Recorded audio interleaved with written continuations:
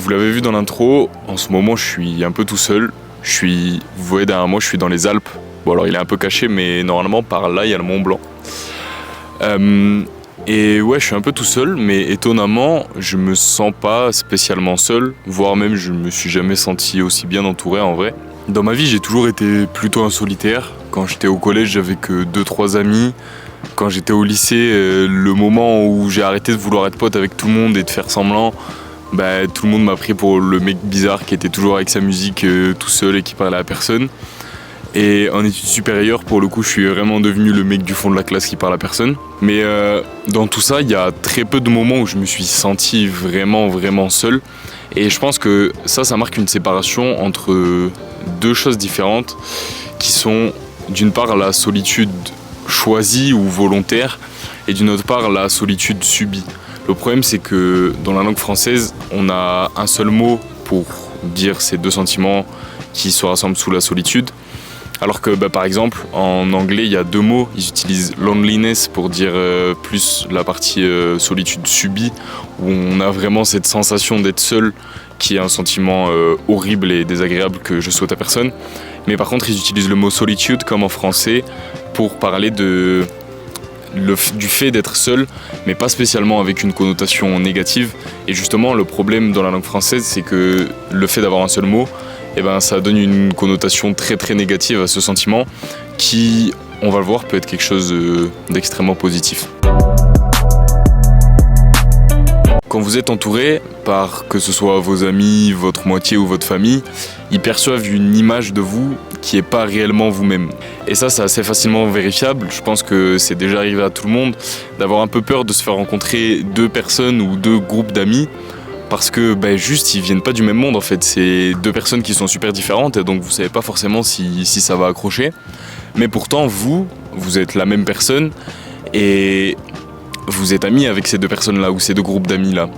Donc ça montre bien que, en fait, malgré tout ce que vous pouvez penser, vous n'êtes pas réellement cette même personne et vous avez des traits de caractère qui diffèrent un peu en fonction de ceux avec qui vous êtes. Et ça, c'est tout à fait normal. C'est le besoin de reconnaissance qui nous pousse à agir en fonction de comment on va être vu par les autres.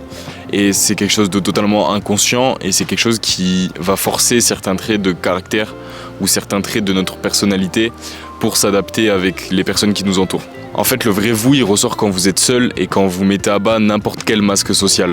En fait, contrairement à ce que beaucoup pensent, la solitude, c'est pas une absence, c'est une présence. C'est la présence de soi, du vrai soi, du soi profond, de ce que j'appelle souvent la voix intérieure. Pour profiter de la présence de soi, il faut être seul, vraiment, vraiment seul, et il faut être prêt à l'introspection surtout. Et pour réunir ces deux conditions, il faut être prêt à s'ennuyer et à arrêter de stimuler son cerveau. Et ça, c'est quelque chose qui est de plus en plus compliqué aujourd'hui, dans un monde où notre vie elle est remplie de micro-stimulation. Surtout pour ma génération, on a grandi avec Internet, avec les réseaux sociaux, avec les jeux vidéo. Et ça, c'est des stimulations constantes qui sont présentes dans notre quotidien. Et j'en parlais déjà dans la vidéo de la musique. En fait, c'est très compliqué de se sortir de toutes ces stimulations-là. Et même pour pousser le truc avec les réseaux sociaux, c'est très compliqué d'être réellement seul parce que les personnes qu'on voit le plus sur les réseaux sociaux, en fait, ça, pour notre cerveau, ça fait un semblant de réelle connexion sociale.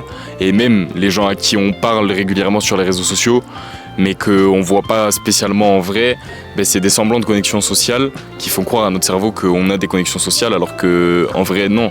Et le problème avec toutes ces stimulations, c'est aussi que notre seuil de dopamine donc c'est l'hormone du plaisir qui est reliée avec toutes ces sources de stimulation, en fait notre seuil il est complètement déréglé. Mais du coup il faut être prêt à couper tout ça pour se retrouver réellement seul avec soi-même.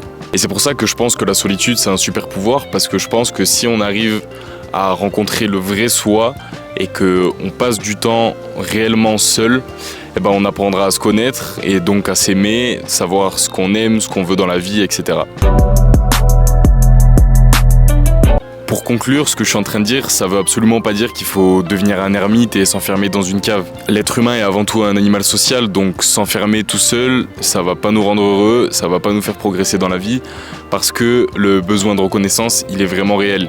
Tout ce que je dis, c'est que si vous êtes le genre de personne à avoir peur d'être tout seul, à toujours chercher des connexions, toujours vouloir parler à quelqu'un constamment, c'est peut-être pas une bonne chose pour vous et c'est peut-être pas quelque chose qui vous sera réellement bénéfique, parce que vous avez aussi besoin de calmer tout ça et de vous retrouver avec vous-même pour apprendre à vous connaître réellement. Maintenant, je voudrais faire un petit peu de prévention. J'en ai parlé très rapidement au début.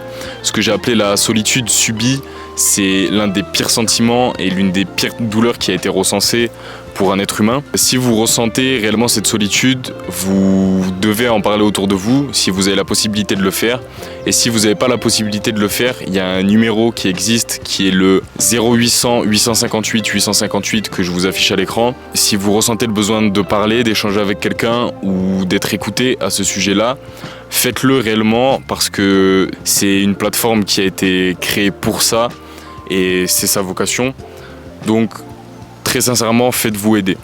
Et dernière chose, si vous êtes témoin de quelqu'un qui est très souvent seul, c'est souvent le cas à l'école par exemple, s'il y a quelqu'un qui parle à personne, allez vers lui, tendez la main et faites le premier pas. Et je pense que c'est quelque chose qui peut réellement changer la vie de certains, de juste se sentir considéré et de sentir qu'on lui offre une possibilité d'être écouté. Voilà, c'est tout ce que j'avais à vous dire pour aujourd'hui. Et on se retrouve bientôt pour une nouvelle vidéo, j'espère. Vous avez kiffé l'intro. Moi je suis très fier de mon intro et je sais toujours pas faire une outro, donc on va finir comme ça.